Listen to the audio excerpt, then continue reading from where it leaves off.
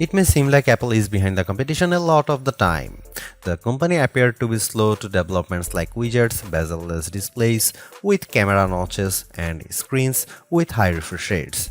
And with the iPhone 16 Pro, it appears to once again be late to the party, bringing generative AI features and a real button for the camera to its 2024 flagship.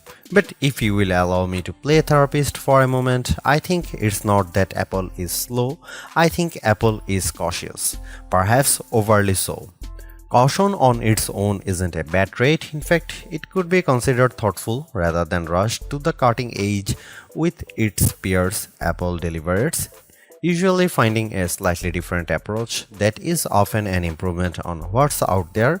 Just look at the Vision Pro headset or Apple Silicon, or even the iPod, the iPad, and the AirPods, which were far from the first of their kind when they launched. I am getting deja vu. Looking back at my review of the iPhone 15 Pro, I see a picture of that phone and its predecessor lined up by side to show just how much thinner the bezels are. Apple has once again trimmed the borders on its flagship phones, but while doing that enabled it to reduce the handset's size in 2023. This year it allowed the company to cram in larger screens without much change in footprint. The iPhone 16 Pro and Pro Max displays have increased in size from 6.1 inches and 6.7 inches up to 6.3 inches and 6.9 inches respectively. Both handsets have grown ever so slightly too, by just under 1mm in width and about 3mm in height. Basically, the iPhone 16 Pro and Pro Max are a hair wider and taller than their predecessors but maintain the same 8.25mm profile, and yet in spite of this minimal change, you won't be able to keep your old cases if you are upgrading from an iPhone 15 Pro to an iPhone 16 Pro. Not only would the cases not quite fit, you'd also need something with either a cutout or a sapphire crystal and conductive layer to be able to use the new camera control. Of course, Apple sells compatible cases, as do some third parties like OtterBox, so you have plenty of options. I have spent most of this year's hardware review season remarking how Samsung and Google's flagships feel like iPhones, and I have now reached a strange inception point. As I have been comparing competing phones for this review, I have been surrounded by about a dozen handsets from all these different companies on my couch, including last year's iPhone, the Galaxy S24 Plus, and the Pixel 9 Pro and Pro XL. Trying to figure out which one is the iPhone has become more confusing than ever, as they all feel similar in build. The best way to verify at a glance is looking at the camera arrays or my wallpaper. All that is to say that the iPhone 16 Pro feels similar to its predecessors, which is what these other companies have been attempting to emulate. Apple would be right to feel flattered by this imitation, and yet I have to wonder if it's time to do something different.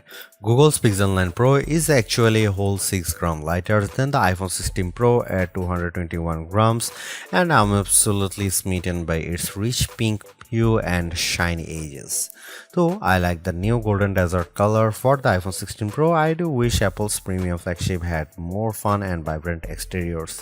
That said, I do love the base iPhone 16 in pink, teal, and ultramarine. Arguably, the biggest change to the iPhone 16 lineup, not to mention the iPhone 16 Pro, is the introduction of camera control. This is a button on the right side of the device which has touch and pressure sensors on it to enable greater control with swipes and semi-presses. One of the things this was supposed to do was let you push slightly on the button to trigger focus, similar to what half pressing a DSLR shutter button would do. That function won't be available at launch, so I can't say if it's effective.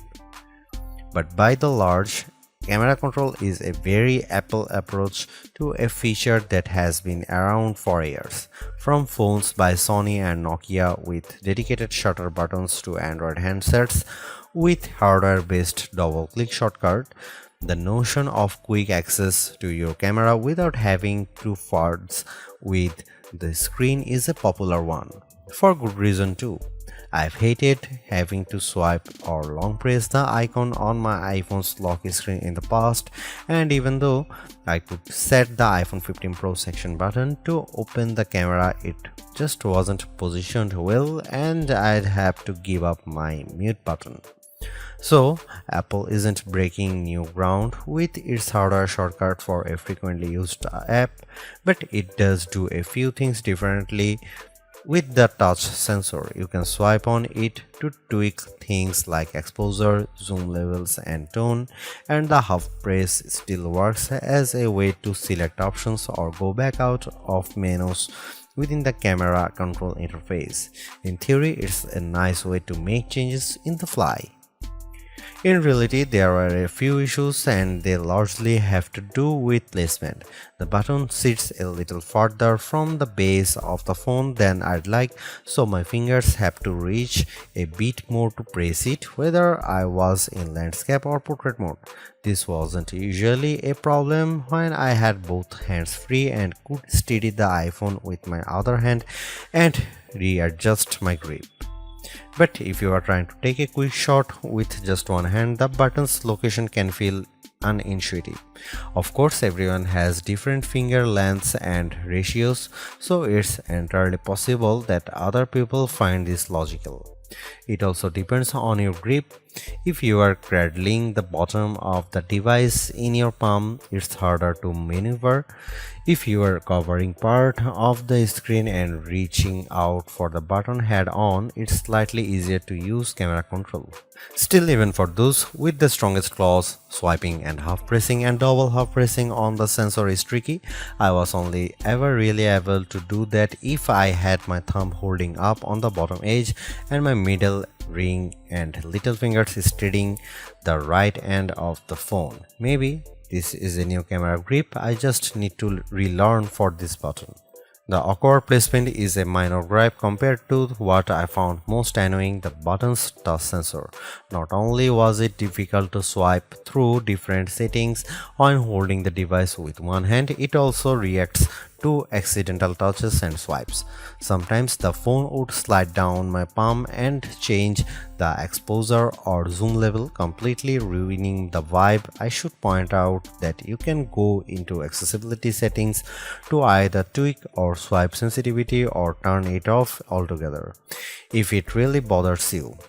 Honestly, if you are planning on making adjustments with camera control, it's best to have time, patience, and both hands free. In those situations, I had a lot of fun editing settings and watching them by reflected in the viewfinder in real time.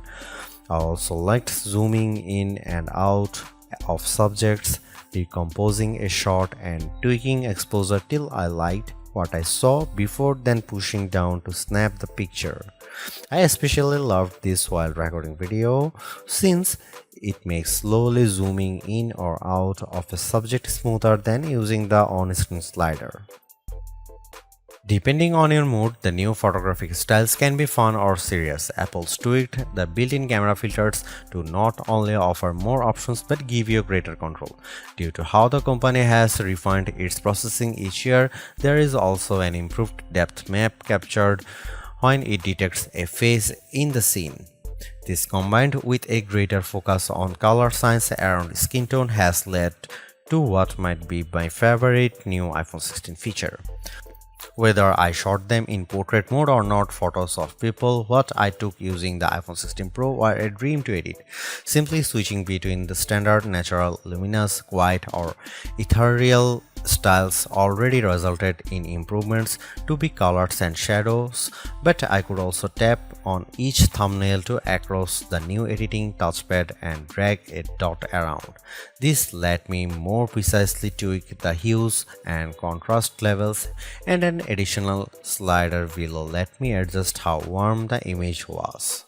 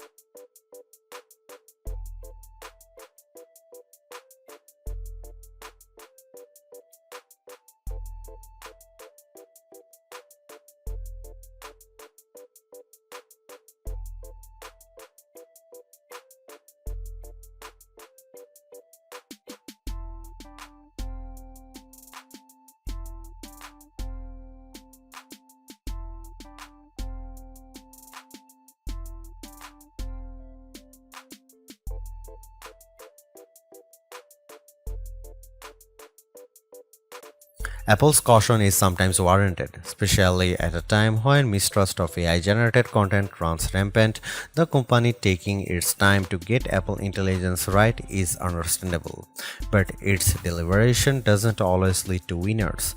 While I appreciate the attempt to differentiate camera control with the touch sensor for more versatility, I am not yet convinced on its usefulness. The good news is, and I cannot stress this enough, you have the option to tune it to your liking, and that's the theme I'm seeing in recent Apple features that hint at more thoughtfulness than usual. If you don't like something or if something isn't right for your needs, you can adjust or disable it. In iOS 18, you have greater control over your home screen's app layout and can pin custom collections for easier reach. In the Photos app, the action button introduced last year could have been a spectacular fail had Apple not let you still keep it as a mute switch, but it managed to give people more functionality while maintaining the status quo for those who are just as resistant to change. Change is scary, change is hard, but without change, there is no progress. Apple's cautious approach is a tricky balancing act that's evident on the iPhone 16 Pro. Some new features like audio mix and custom routes in maps delivers mixed results, otherwise like photography styles are hits. Then there are the basic ingredients like good battery life and durable, attractive designs that Apple cannot neglect. The iPhone 16 Pro's subpar battery life holds it back from beating the competition, which is stiffer than ever this year, especially from Google. Luckily for Apple, most people who have iPhones are going to stick with iPhones. It's just easier. For those already sucked into the ecosystem, the iPhone 16 Pro are worth the upgrade from a model that's at least 2 years old. If you already have an iPhone 15 Pro, for the sake of our planet and your wallet, you might prefer to hold off on upgrading, especially since this year's devices aren't that much different.